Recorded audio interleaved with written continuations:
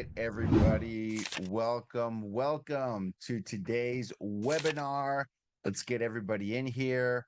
Everybody get in the room. Everybody jump in here with us. Welcome everyone. Let's give people a couple minutes to join.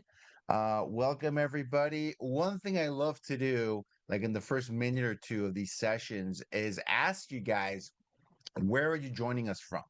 Drop a message in the chat. Always love knowing, where and what part of the world, what part of the country you guys are in. Let us know. Where are you joining us from today? I'm joining you guys today from sunny Mexico. All right, Vancouver. Oh, the other Vancouver. We got the other Vancouver out here. I actually been to Vancouver a few times. I used to live in Washington State. Love Vancouver. Fort Cavazos, Texas. Madison, Wisconsin. Awesome. We got a few different corners of the country covered. St. Pete. All right. St. Pete over in Florida. Hey, go Rays. Go Rays, right? So funny story. I think the Tampa Bay Rays are actually, their stadium at least is actually in St. Petersburg. Interesting. Interesting. Good trivia for you guys to know. Where are you guys joining us from? Drop a comment in the chat. Let everybody know where you're joining us from. We're going to get started in about a minute. Tell us what part of the world you're joining us from. We got people from all over the US. I'm currently right now south of the border in sunny Mexico.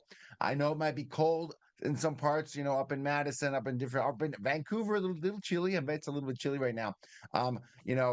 Just eat your hearts out. It's about 8 degrees outside here. Not too shabby, not too bad. It gets a little chilly at night, about 65. People break out so funny story about Mexico. When it gets cold here, cold is about 60 degrees, and people bring out like the snow gear, like like hats and scarves and gloves and like really thick jackets, right? I always find kind of hilarious, having lived in the Pacific Northwest for a really long time. And it's not even that cold there compared to other parts of the country. So hey, you live where you're used to, right? Folks, welcome to the webinar today. My name is Gus Muñoz. I am founder, CEO of Power ISA. We help real estate agents and loan officers and investors and all kinds of real estate pros find more leverage, set more appointments with ISAs, inside sales agents. But today we're going to talk about a topic that I get asked about every single day. Every single day I get asked about this. We're going to be talking about the best ways to generate sellers in 2025. And I've got all new material here, a lot of really great tips most of these tips come from you guys. They come from my own clients. What is working in this market? What is working right now to get conversations started? What are the tactics? What are the tips that people need to know to talk to more sellers, have more conversations, generate those listing appointments, and generate those signed listings? All right. So let's jump into it. I've got a presentation I want to share with you guys. Let's get started. All right. Yang, does that look good? We're good to go? You tell me. Everything looking good there? Looks perfect. Okay, awesome. Okay, let's go.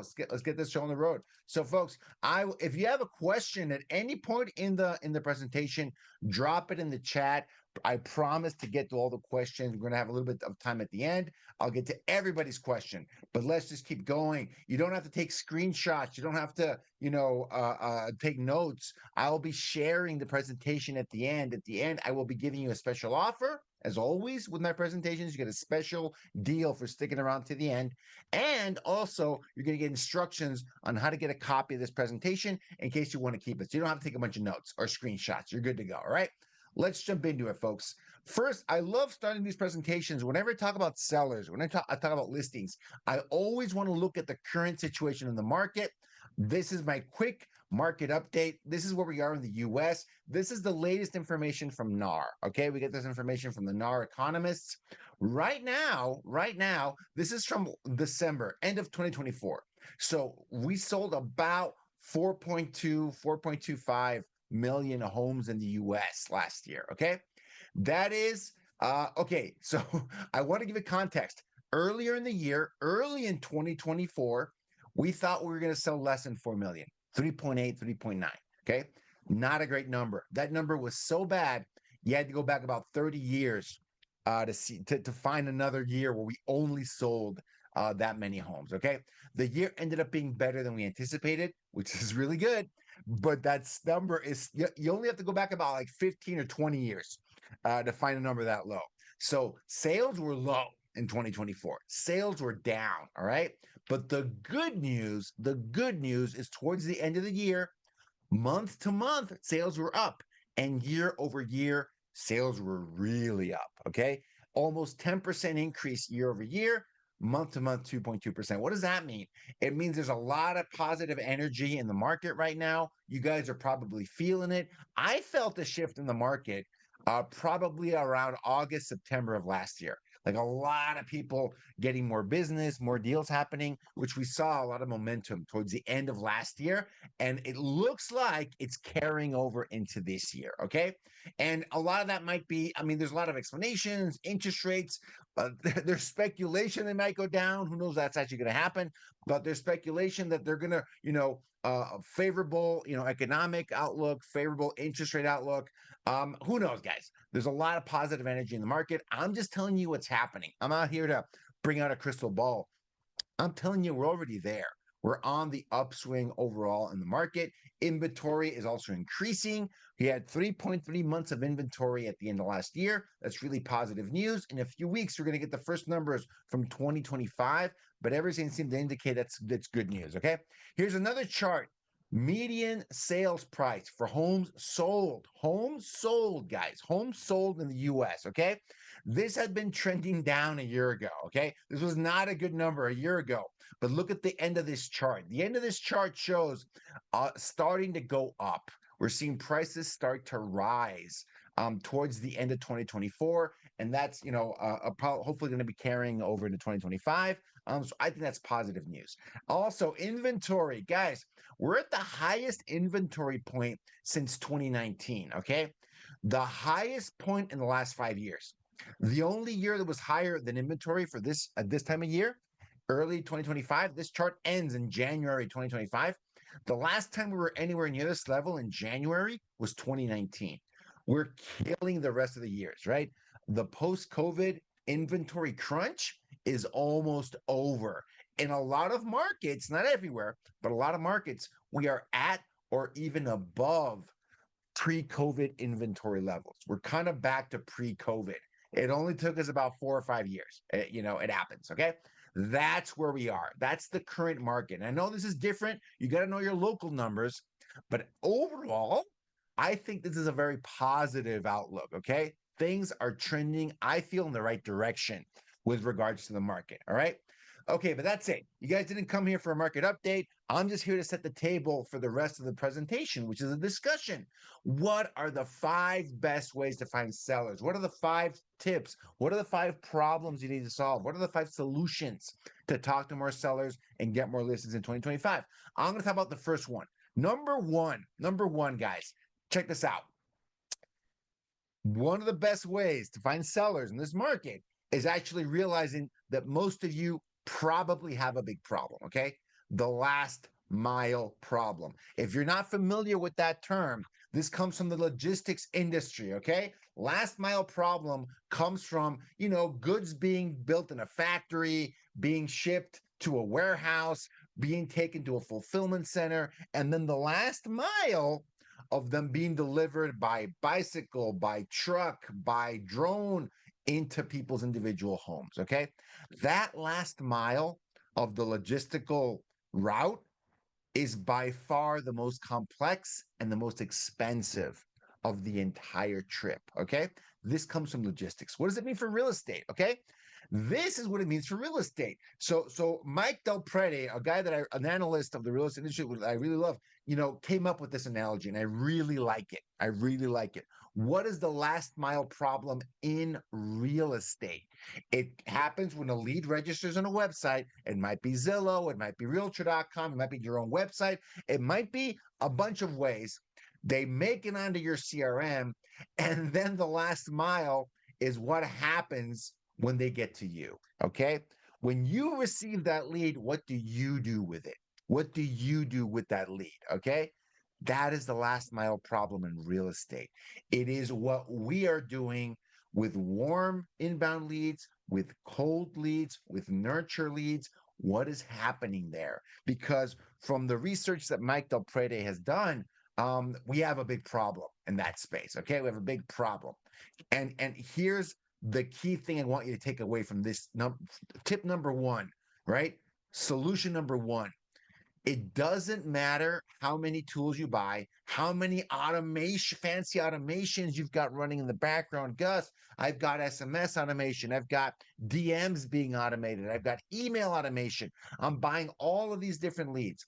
If you don't focus on that last mile problem, everything else can go to waste. Gus, I've got the Mojo triple line dialer. I've got this. I've got that. I've got ISAs and all these things. If you don't have a handle on that last mile problem, it kind of doesn't matter. And I show you a real example. Guys, this is from August 2024. Okay, this was done over last summer. Last summer, okay, they were looking at leads generated online. Mike took a team and they registered as a team, they registered on people's websites, okay? They registered on people's websites, and these are the results.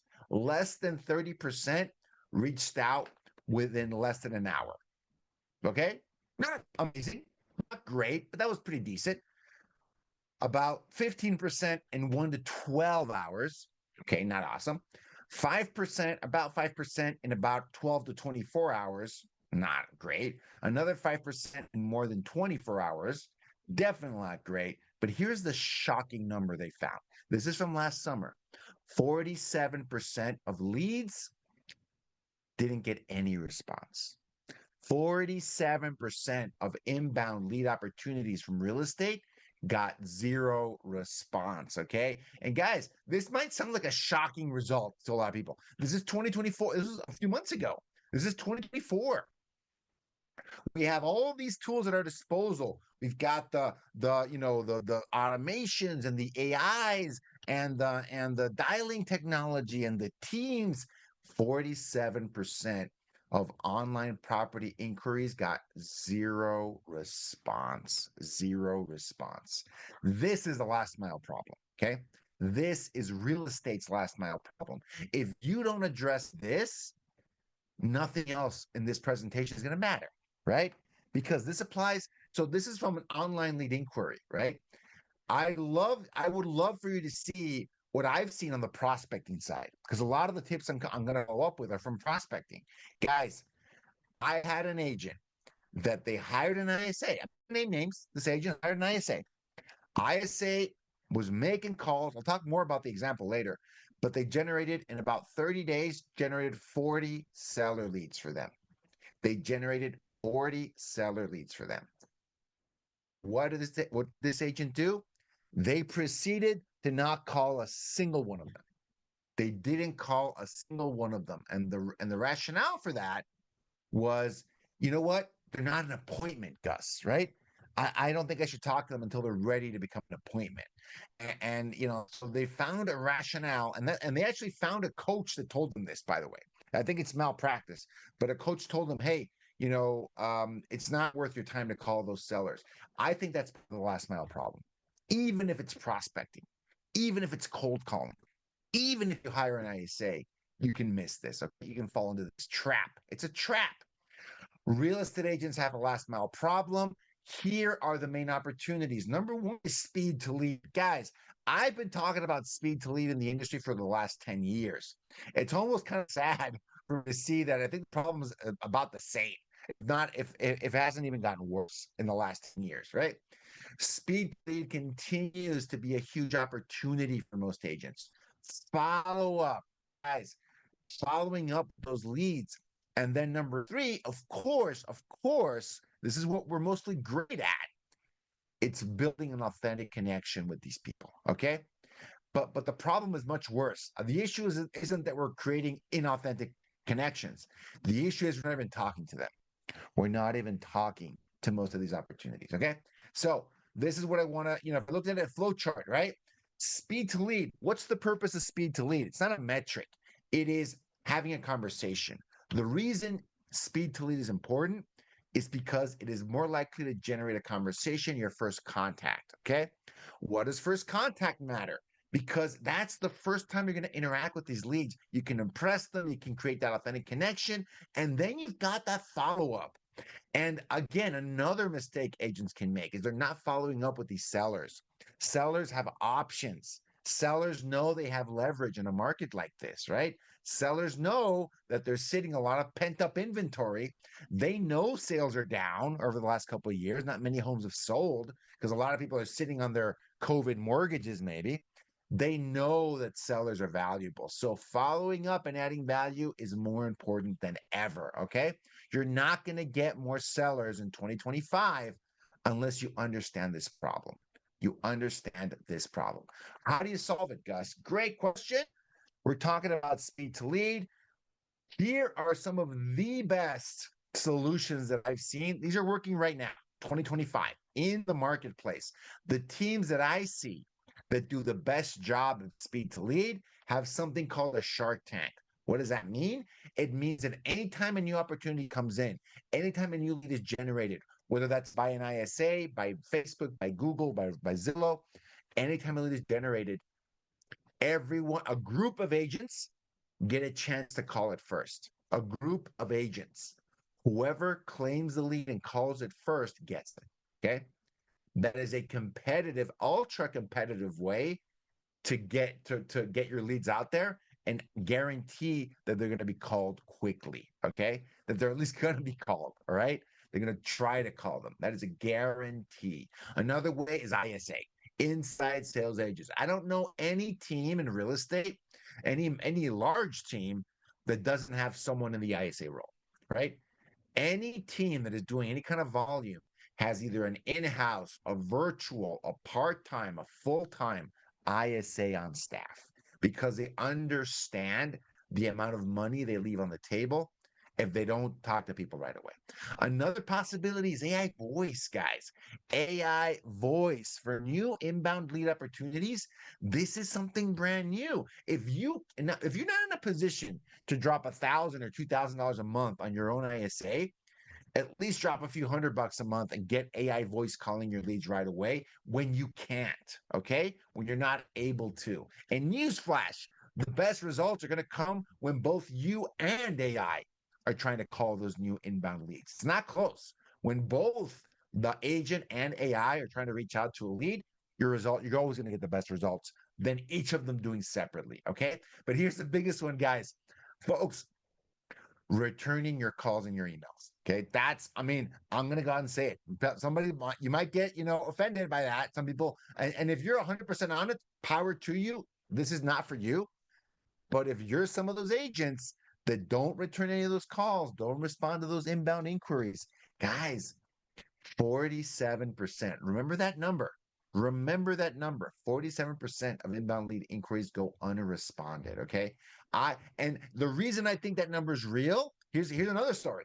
The reason I think that number is that this last mile problem is real is because about a year ago, I published this story. I was helping a family member look for properties in Houston, a market that I know very well. I used to live in Houston. I actually registered. I did a really simple exercise. I registered on 5 different websites, okay? Because I was genuinely made an inquiry. I wanted some information. I said, I'm going to go to the website. I'm going to register and I'm going to wait, okay? One of those teams called me, okay? One of those teams called me. I think 3 of them texted me, right? Another one called me the next day, 24 hours later. So 2 of them, one of them called me same day within an hour. Another one called me within 24 hours. 3 of them texted me. And I think it was 2 teams didn't respond at all. Like crickets, guys. Crickets, as if I would have never registered at all, which is similar, really close, surprisingly close to what Mike got. He said 47% of his inquiries went unanswered. For me, it was 40%, right? So again, completely different methodology, completely different scenario. I believe those numbers. I don't think those numbers are exaggerated. I think a lot of agents have a website out there and they do nothing with it. They do absolutely nothing with it. And they might even be shocked that they get a website registration. All right. So follow up. Okay. We talked about speed to lead. We're talking about follow up. Folks, I think follow-up is another one of those massive opportunities that a lot of agents don't take advantage of. Follow-up, whether you're following, so follow-up is after you've made first contact. Lead comes in, or you're cold calling, or your ISA is cold calling, they generate a lead. You have that first conversation with them. What happens after that? What happens after that? Because newsflash, even if it's an expired listing, if it's an absentee owner or a Zillow lead, the majority of these leads are not going to want to meet with you and sign right away. Guys, I mean, I know it's a shock, right? For the ones that know what I'm talking about, you know it. This is not surprising at all. This is just the game. Most of them are not ready to do something right away. That's fine. That's okay. All right. But what you need to do is use the follow-up as an opportunity to actually build an authentic connection, a real relationship. Adding value. How can you add massive value to a potential buyer, to a potential seller? You should be asking yourself that question. You should be inviting them to client events or any event or a class. You should be offering market snapshots, neighborhood information. You should make a special offer. You should give them something, right? You should give them something for free without expectation of anything in return. You should have a newsletter where you share tips and tricks or just case studies or the property, the deal of the week, right? You should, in my opinion, you should have a Facebook group or some kind of group. It could be, on any other platform you want, doesn't matter. But you should have a group where you help answer questions about the local area, about relocating to the local area, whatever happens to be, okay? You should be always thinking of ways to add massive value because with a lot of these leads, whether they're coming from a cold prospecting campaign or from an inbound inquiry, okay? Once the lead has been generated, the follow-up is surprisingly the same. People don't expect that actually. People are usually surprised that that's the case. But whenever you've got a lead that's been generated, the almost where it comes from almost doesn't matter, guys. The follow-up game is surprisingly similar. You're calling them once a month, maybe once every 2 months, and you're first off offering them a free giveaway, some massive value, something that can be useful for them, and then you're asking about where are they in the process, okay? It just makes them much more likely to pick up the phone or respond to your text if you always start with massive value, okay? Another one, folks, you might find that after 30 days, maybe 6 weeks of brand new leads, they're just not contacting you. Okay. They're not responding to you. You've tried them once, tried them twice. You're following up with them for 3 months and they're not responding. You can move them to the pond. You can move them to the swamp. That's fine. But you should still call them even if they're in the swamp, even if they're in the pond, right? Try a different phone number. 30 days later, see what happens. You might be surprised. All right. Folks, once you've spoken to a lead, you need to personalize that follow-up. I see a lot of agents mistakenly, in my opinion, mistakenly try to automate their follow-up. Like, Gus, how can I automate this follow-up? You're missing the point, okay? Automation is best used for leads that have no idea who you are and that have never responded to you, not yet, okay? That's where you can use the automation a lot and very effectively. For leads that you've actually spoken to, why would you want automation? Generic automated text, generic automated emails going out there. Folks, that's wrong. The follow-up should be personalized to their needs because, they're waiting for their kid. They're looking for the right school district to make the move. Give them information about the school district. They're interested in getting new construction, right? They want a new property in a new area. Great. Call them up next month and telling them what communities are coming up in the next few months, right? They're conscious. They're very price conscious, right? You're calling them up next month and telling them about the recent deals you just closed, what the price points are, what they should prepare for. Follow-up needs to be personalized and needs to be valuable, okay? If you want more tips on follow-up with value, I love this book from Barry Jenkins, Coach Barry Jenkins. The forward was by our own Tristan Almada. Barry's a moderator within Lab Code Agents. I love this book. It's great for lead follow-up, kind of regardless of where the lead came from. It's a great one. Always recommend it. All right, cool. Number two, when it comes to generating more sellers in 2025, I'm going to go through this one kind of quickly because this one's an obvious one. This is a really obvious one. your personal database, okay?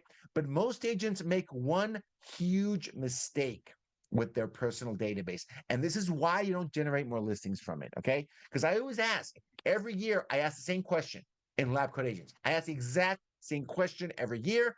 This one, when I asked it, got 175 comments. Where did you get your last listing? Guys, usually between 80 to 90% of those responses say their personal database. Friends, family, past clients, referrals, recommendations.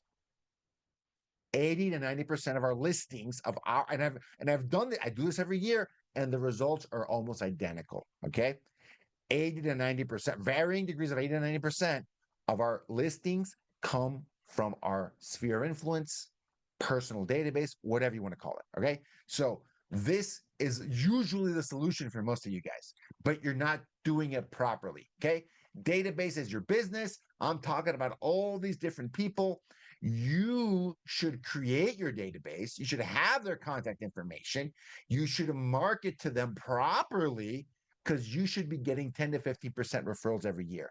And 2025 is one of those years where it's going to be closer to 15% than to 10, because I think this is going to be an up year in the market. I think we're going to sell way more homes than we did last year. So this is a year where you want to get your share of that business, and you should be doing it. All right. Okay, great. Gus, how do I properly market to my database? I'm glad you asked. Your database should be at least 200 people. And if you don't have 200 people in your database, you're not trying hard enough. Okay. Get 200 people that know you, that you know them, they know you. And if you called them, they know who was calling. Okay. Get their complete contact information, invite them to 4 client events a year. And there's more recommendations here. You can check them out. But if you only call them 4 times a year to invite them to an event, you're going to get deals. Probably 10%, probably 20 deals. I'm not joking, because that's what I did, how I started my business in real estate. I did this for the first 3 years with a list of about 200 people when I started. I ended up with a list of 300 people. Why? Because I sold 100 homes. Okay. I added people to my database. I only added clients, new clients to my database. Started with 200, ended with over 300. And it was just from referral recommendation and clients. Okay.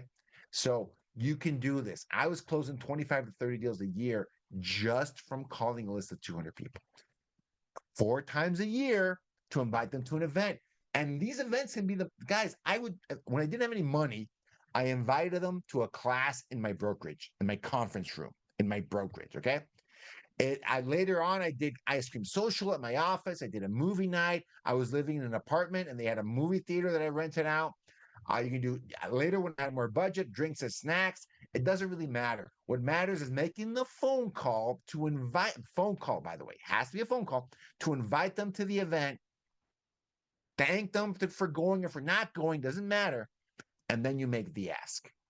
The ask is, hey, Bob, now that I've got you on the line, I just wanted to ask, do you have any real estate needs for 2025? Because I'm doing this class for that purpose. Do you know anyone that might be thinking of doing something in real estate this year? Because I'd love to invite them to this event, whether they can make it or not. Who do you know that I should know that could get a lot of value from my first time homebuyer class? Okay.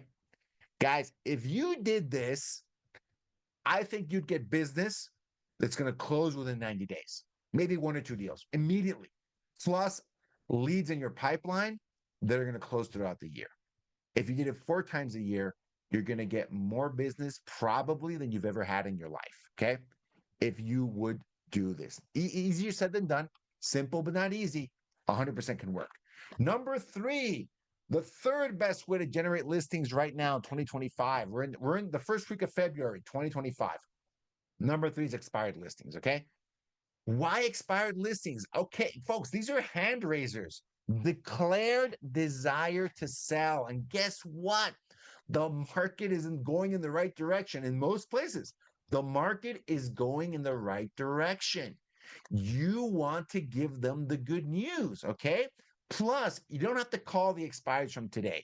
That can be very intimidating for some folks. You can call the expireds from a month ago, from 6 months ago, from 12 months ago. Personally, in this market, I would be calling expired listings from the summer of 2022 to today. I'd be calling expired listings from the summer of 2022 to today because that's when the market really swung and shifted towards a more bearish market. Okay. That's what I would do 100%. So you want to be sure that you understand that and you're able to represent that to folks. Okay. I would be calling all the expireds all the way back in 2022 if they haven't relisted or sold. Okay. I'd be calling them. I have a quick story to tell on this topic of calling old expireds. I had two clients. They're both in Texas. They both have ISAs, and they were calling old expireds. Okay, I think they had a list. It was like at least 1,000 to 2,000 old expired listings, and they were both they didn't know each other. Okay, they're in the same city in Texas, same city. Both have ISAs, both closing deals. One of them closed, I think, in the last year. Last year probably closed, I think, at least 20 deals from that old expired list. Another one closed like 30 deals from a list of old expireds in 1 year. Okay, 1 year. And they both came to me and said, Gus, I've exhausted this list. Like I'm done. There's no more. I've called my ISA's called through it like 3 times. And I think we've gotten all we can get from it. What should I call next? And they both had the same question, which I thought was hilarious. Within like a week or two of each other, they came to me with the same question. And then I went back to them and I said, you're going to laugh, but one of my clients in your same market is calling essentially the exact same list and closed 20 or 30 deals you didn't get to. Okay. At the same time, the same year, another real estate team that was also calling with an ISA, trained by us, managed by us, same company, same tools. They called the exact same list and got another 20 deals you didn't get to. Do I think you've exhausted that list? Absolutely not. Wait 30 days, try a different phone number, and call it again. Call it again. Just because you didn't connect with them the first time doesn't mean that list is not valuable, doesn't mean that list is not useful. Most agents underestimate the power of these old expired listings. Why? Because the tsunami of phone calls has ended. It's past. Okay. They most expireds relist, but they do so up to 9-10 months later. Okay. 9-10 months later, at least. I'm sorry, on average, right? So, guys, most of them don't relist the next day. Most of them do not do that. Most of them need a little bit of a timeout, especially if it's been a tough market for them. They need to wait it out. They need a timeout, and then they might be ready to re-engage. You've got to be ready, and your ISA can help you do that. Okay. Another reason to call expireds right now, February of 2025, is because 30 days ago, first week of January, we had the largest amount of expired listings hit the market of the whole year. Okay. January always has the highest amount of expired listings. And guess what? There are so many expired listings that even the pros, the professional expired listing agents, they can't get to all of them, right? It takes them a really long time. There are way more numbers on the list. They're not able to get to everybody. They don't do the same follow-up because they probably don't have enough ISAs. I mean, there's a lot of reasons, right? There's low-hanging fruit that you should be calling right now that expired in January, okay? Large number of expired listings in most markets. You got to check it out. You got to give it a shot, okay? Great. I'm going to take a quick peek at the Q&A we got right now. Oh, Madison, we got Madison. Where do you get the phone numbers? Okay, great question, Melissa. Where do you get the phone numbers we're going to talk about, prospecting a lot. That's a great segue into my next slide. Okay, folks, the data for these you should get from a vendor, a trusted vendor, RedX. You can't go wrong with RedX. It is a Lab Coat Agents partner, a company. You can probably get a good deal if you mention Lab Coat Agents. You got Vulcan 7. I've got, an affiliate link for Vulcan 7. I recommend both of these. I found that they work. Some work better in some parts of the country. Others work better in others. I've had great results with both RedX and Vulcan 7 on our campaigns. The Share Group's another one. Mojo has data solutions. I'll mention which ones they're the best for. Dialer. Folks, when we're talking about similar question to what Melissa asked, but for dialers, what should you use for a dialer? For almost all the calling I'm going to talk about today, single line dialing is fine. It's more than enough. You don't need more. And that can be like a Ring Central, like a Vonage, Open Phone. We've got a lot of recommendations because dialers, they change. We recommend some 1 year and then we change it the next year because the quality can go down very, very quickly. Okay. If you're talking about circle prospecting, you can try Mojo, especially since we no longer have the TCPA 1-to-1 consent rule. It did not go into effect last month, and it might not even go into effect later. We're not sure, but you can use technology like that pretty widely, and you should do it. Okay, you got to have your scripts ready. And you've got to be ready to optimize and tune a lot of this calling. That's usually what we help clients with is how many dials should they be doing per day? Let's say you got an ISA helping you make these calls. We help you figure out what's the right amount of dials because one thing you don't want to do is dial too fast. That can be a bit, actually, dialing too fast is a bigger problem than dialing too slow. It can affect you. Sorry, not a big, it can be as big a problem as dialing too slow. Dialing too fast, you don't talk to anybody. Dialing too slow, you don't talk to anybody. Okay. So it can be just as bad as doing it. So we help you with the optimization and the tuning. Expired approach, folks, really simple. You can call, text, and VM them. Are you still accepting offers on 123 Main Street? You can leave this in the voicemail. A good friend of mine, Coach John D. Smith, recommends this. Leave a voicemail, but leave a powerful voicemail. Are you still accepting offers on 123 Main Street? Love that. I love that script. It's a great script. And then you want to try and they respond to you. You got to try and tease out that motivation. I'm just curious. Would you still accept an offer from a qualified buyer? If I can get your property sold, if I can get you a qualified offer from a qualified buyer, would you still sell? I'm just curious. That's the start of any conversation with an expired listing. Everything else is secondary, but you should ask them, right, about their time frame. If you got an offer today, would you still sell? Are you committed to somebody else? Why do they think their home didn't sell the last time? Are they going to stick with the same agent kind of regardless of those results, right? And tell them where the market is. Be honest with them. Be a resource for them. Tell them what they need to do to get their home sold. But it starts by focusing on motivation. Great. We're almost done here, folks. Almost done. Number four, absentee owners. Still probably one of the most underutilized lead sources. Why absentee owners? Why is it such a big opportunity to get, listings in 2025? Check out this headline. This is from a few months ago.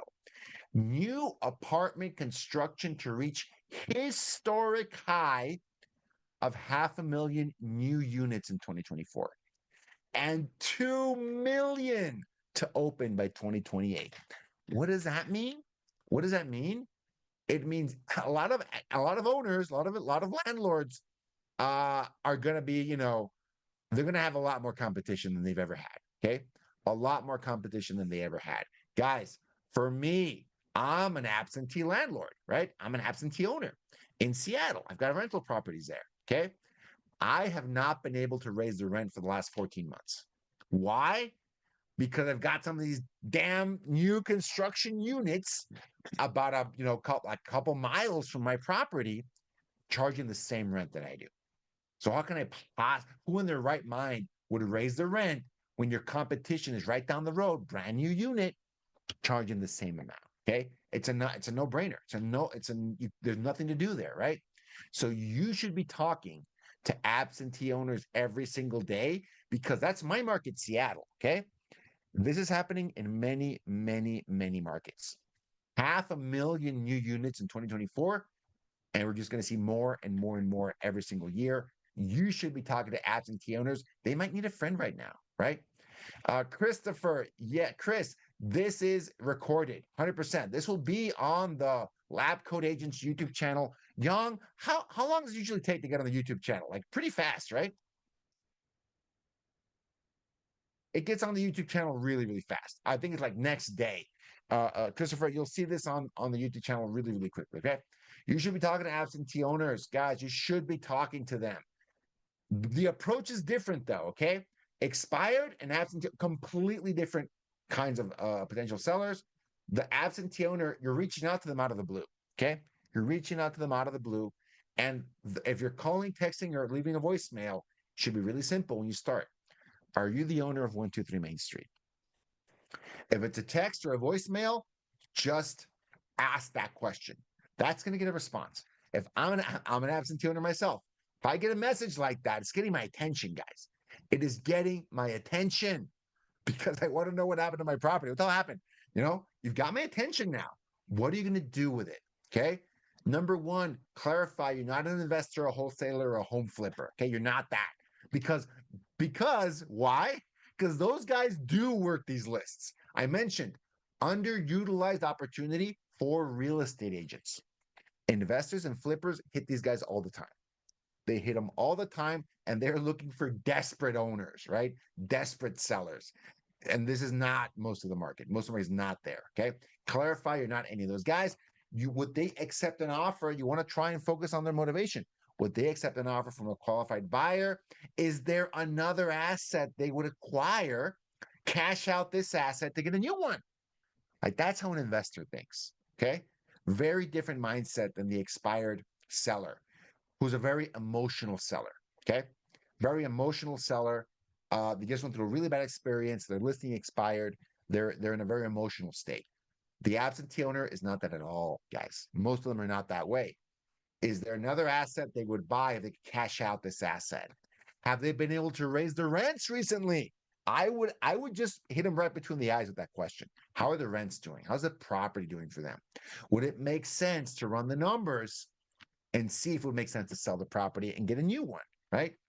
Guys, I've had this conversation with absentee owners, with investors, and one or two things can happen. They can say, actually, one of three things can happen. They can say they're not interested. Thanks so much. It's not a good time. Great. Call them again a few months later. Call them again. Call them again. Okay. Doesn't matter. If they didn't say the magic words, take me off your list, you're calling them again. You're calling them again because things change. I had one of my tenants trash my property, and I wasn't even able to charge their security deposit because rules and regulations. It was COVID. Too bad. And if an agent would have called me that week, I would have sold that property. I was so done with being a landlord that for a few months, guys. Someone would have called me, I would have just sold. I was tired of it. Okay. Call them again. The second thing that can happen is that, maybe show me some numbers. What would it look like? There might be something, they might be interested. They might continue the conversation. Or number three, they might be interested in buying or selling another completely unrelated property, right? Because a lot of these landlords own several properties, and a lot of landlords are investors, and they actually appreciate an agent that'll hustle, okay? That has a team, that's looking for business. They want someone like that. They wish their current agent worked that hard, right? They appreciate the hustle. They might be interested if you look at another one of their properties, right? Either to buy a new property or to sell another property. Start the conversation, add some value, build an authentic connection. Okay. If they got a great offer today, would they sell?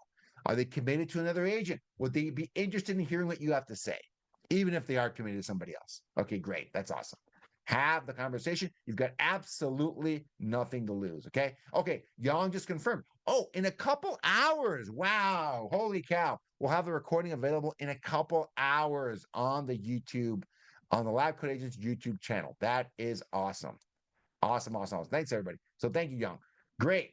Let's move on. Almost done here, guys. Last one. I'm glad we've got like 1 minute left, but I'm going to get through this one. I hope you guys hang on for me for 2 more minutes. We're almost done. Circle prospecting is the number 5 best way to generate more sellers in this market. Why? Number 1, and I'm not joking here, as of this, we're recording this in February 2025.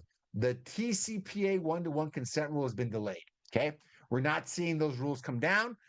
For circle prospecting, I think that's a really good thing to be able to do circle prospecting. There's going to be a lot more restrictions on it at some point. Not now.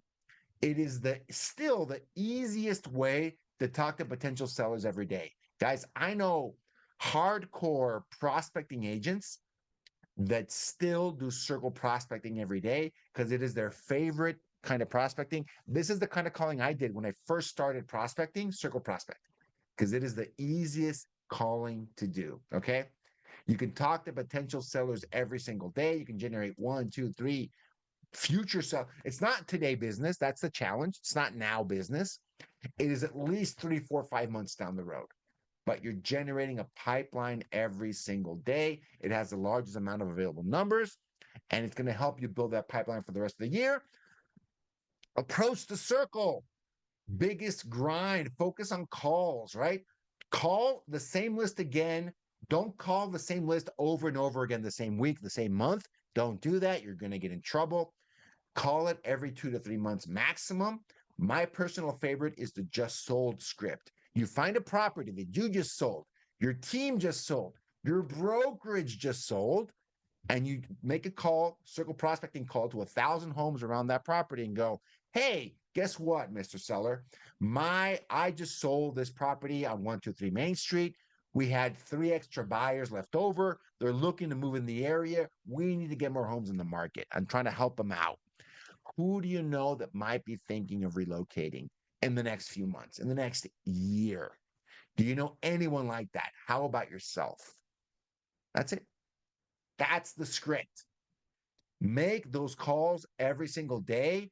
Spend an hour or 2 or 3 circle prospecting, and you're going to generate at least one solid seller lead every single day.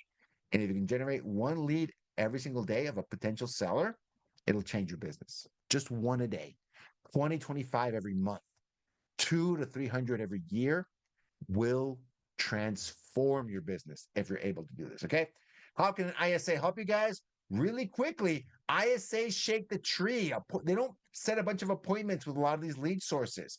They generate qualified sellers for you to talk to. Here are a bunch of case studies. You can check it out. Johnny Wells had an ISA helping him call expired and FSBO, and now they're on to absentee and circle prospecting. Will May, they did circle prospect. He was doing a lot of FSBO and expired. He's doing a lot of expired for sell-by owner absentee. And Carlos was doing a lot of prospecting. Okay, guys, special offer for those of you that stuck around to the end. You get the special offer. We got 50% off. All of our services. 50% off the setup fee to get started with your own ISA, full-time ISA or part-time ISA. Or if you want to try out our AI calling, you want to stop being part of the 47% of agents that don't return calls, don't call their leads. At least get AI calling your leads. Now we're at a point where we're setting AI appointments every single day with Power ISA, which is wild. And last but not least, here are the instructions on what to do if you want to copy a free copy of this deck, because you don't need to take a bunch of notes. Send me an email, me and my team, info@powerisa.com. But here's the thing. You got to include bestsellers 2025 in the subject line. As long as you do that, you're going to get a reply. It's going to look like it's coming from me with a link to this deck that you can download for your viewing enjoyment. Whether you're watching this on the replay or watching this live, send us an email, info@powerisa.com. Be sure to include the phrase Best Sellers 2025 in the subject line, and we'll be sending you a link to the deck. Thanks, everybody. We're only about 3 minutes over, which is not too bad for me. Thanks, everyone. Appreciate you guys. Let me see if I see any questions here in the chat. I'll love it. Thank you, Yang, for sending that in there. That's great information right there. Folks, let me know if you need anything information. I think we got to all the questions here in the chat. All right. Thanks, everybody. Appreciate you guys. I'll see you on the next one.